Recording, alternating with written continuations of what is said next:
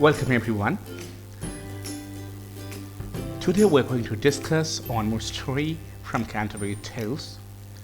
This is the series of stories we're discussing in our classes. So in this class we're going to discuss the story Reeve's Tale. First of all, we will know the fact files of the story, which are very important for answering questions in examinations. So therefore, these are very important facts to know.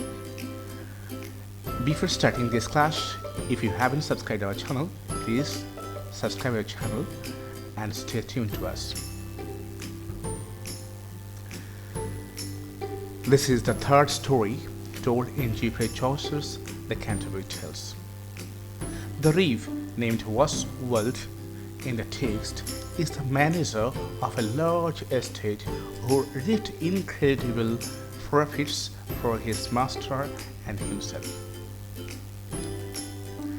The Reeve had once been a carpenter, a profession mocked in the previous Miller's Tale. The source is the sixth story of the ninth day of the Decameron by Giovanni Boccaccio. Now let us start the story.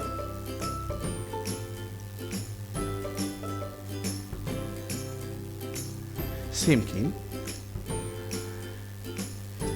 is the miller who lives in Tampington near Cambridge and who takes wheat and meal brought to him for grinding.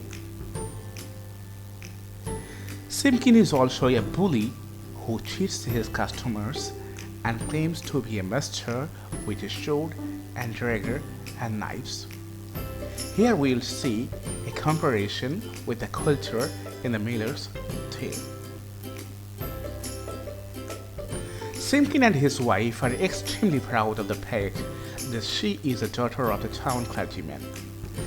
It is peculiar because her parentage means she is illegitimate, as priests in later medieval time could not marry.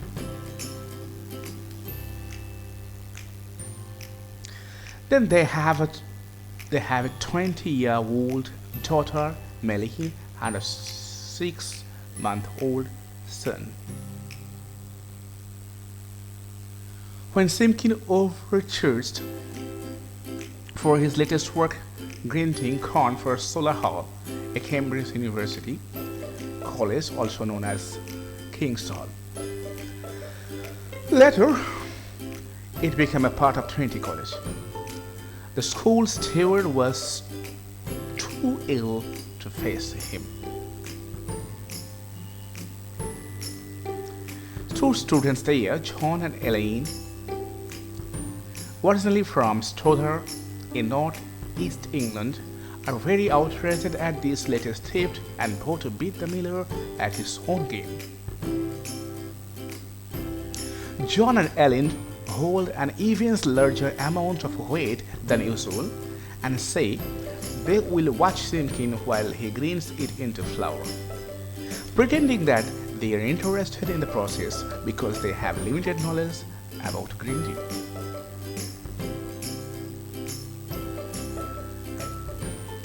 Symkyn sees to the clerk's story and vows to take even more of their grain than he had planned.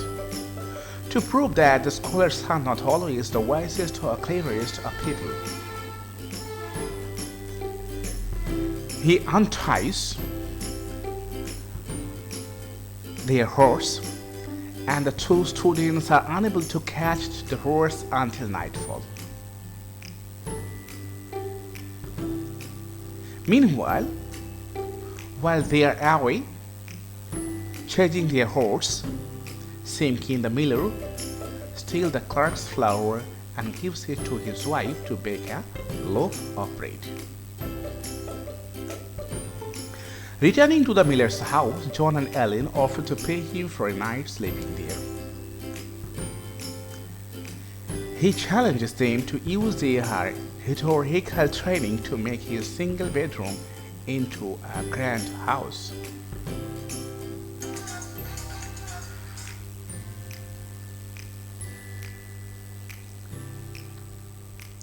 After much rearranging, Symkyn and his wife sleep in one bed, and John and Aleyn in another, and Malyne in the third.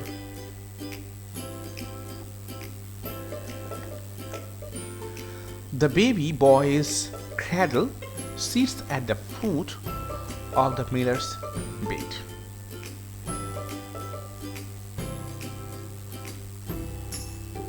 After a long night of drinking wine, Symkyn and his family fall fast asleep while John and Aleyn lie awake, plotting revenge. First, Aleyn creeps over to Malyne in her bed while she remains fast asleep. He leaps on her, and then the narrating Reeve announced it had been too late for to cry. The sex that follows is sometimes read as Reeve. When the miller's wife leaps a bed to relieve herself of the wine she's drunk, John moves the baby's cradle to the foot of his own bed. Upon returning to the darkened room, the miller's wife feels for the cradle to identify her bed. She mistakenly assumes that John's bed is her own. When she crawls into the bed she thinks is her own, John leaps upon her and begins having sex with her. Dawn comes. Aleyn says goodbye to Malyne. She tells Aleyn to look behind the main door to find the braid she had helped make with the flower her father had stolen. Seeing the cradle in the front of what he assumes is Symkyn's bed, but in fact it was John's, he goes to the other bed, shakes the miller, whom he thinks is John, awake, and recounts that he would thrice in his short night and swept the miller's daughter, Malyne. Hearing this, Symkyn rises from his bed in a rage, which wakes his wife in John's bed. She takes a club, hits her raging husband by mistake, thinking him one of the students. John and Aleyn beat the miller and flee, taking with them their horse and the bread made from their stolen grain. The Reeve goes on to say that the story demonstrates the proverb, "Him turn not, when will that evil do?" and concludes, "The child shall himself begin to be." So this is how the story ends.